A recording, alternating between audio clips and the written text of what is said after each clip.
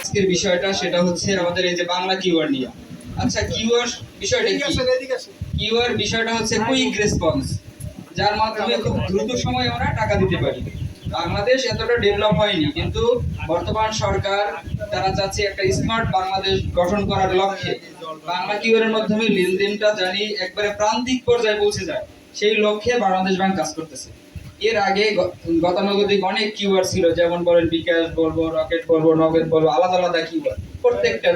এখন বাংলাদেশ ব্যাংক চাচ্ছে যে ওই যে ট্রানজেকশন গুলোর ওর কোনো বৈধতা খুঁজে পাওয়া যায় না, কারণ কে টাকা পাঠালো কে পাঠালো না ওটা এই যে সঠিক কথা যাচাই করার জন্য বাংলাদেশ ব্যাংক বলছে যে একটা কিওয়ার্ড থাকবে, যেটা বিকাশ ইউজ করতে পারবে, নগদ ইউজ করতে পারবে, রকেট ইউজ করতে পারবে, তফসিলভুক্ত যে 61টা ব্যাংক তারা সবাই ইউজ করতে পারবে। তাছাড়া বাংলাদেশ ব্যাংক একটা সার্কুলার দিয়েছে যে ব্যবসায়ীদের 60% লেনদেন বাংলা কিওয়ার্ডে করতে হবে। টুডে এন্ড টুমরো আপনাদের যদি লাইসেন্স নবায়ন করতে হয়, আগে বলবে যে আপনার কি বাংলা কিওয়ার্ড আছে, তখন আপনাদের কিন্তু বাধ্য হয়ে আপনারাই যাবেন ব্যাংকে বলেন, আর্থিক প্রতিষ্ঠানে বলেন, আপনারা এটা বাংলা কিওয়ার্ড করে দেন। আমরা এই ব্যাপারেই আপনাদের সচেতনতার উদ্দেশ্যে এই আজকের এই প্রোগ্রাম। যে উদ্যোগটি নেওয়া হয়েছে, এটা যদি সর্বাধিক লাভবান হয়, সেটা হবে আমাদের ব্যবসায়ীরা, পাশাপাশি সকলের জন্য সাধারণ জনগণের উপকার হবে। যেমন এটি চালু হওয়া সময়ের ব্যাপার, এবং অন্যান্য উন্নত দেশে এটা অনেক আগে থেকেই, উন্নত বিশ্বে বা উন্নয়নশীল দেশে এটা অনেক আগে থেকেই চালু রয়েছে।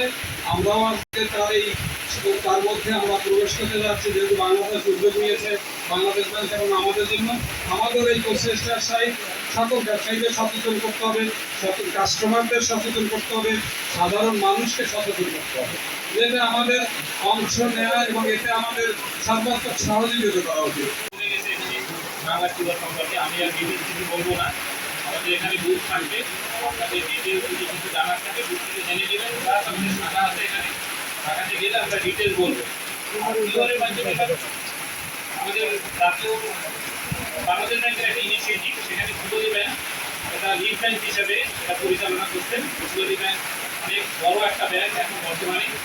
আরও একটা আশা, অনেক খুশি সংবাদ, আমাদের ক্ষুদ্রী ব্যাংক অলরেডি 1,00,000 কোটি টাকা ডিপোজিট অর্জন করছে, দক্ষতা অর্জন করছে।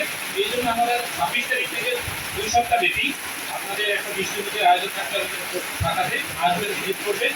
যেহেতু আস্থা ব্যাংক একটা প্রতিষ্ঠিত ব্যাংক, বাংলাদেশের প্রথম ব্যাংক, যেটা সব ব্যাংক থেকে এখন 1 নাম্বার ব্যাংক, আপনারা আমাদের শাখা ভিজিট করবেন। আর বাংলা কিওয়ার্ড সবাই যেটা করছে সেভাবে আমরা সবাই আমাদের দেশের অর্থনীতিকে এগিয়ে নিয়ে যাবো। ধন্যবাদ সবাই।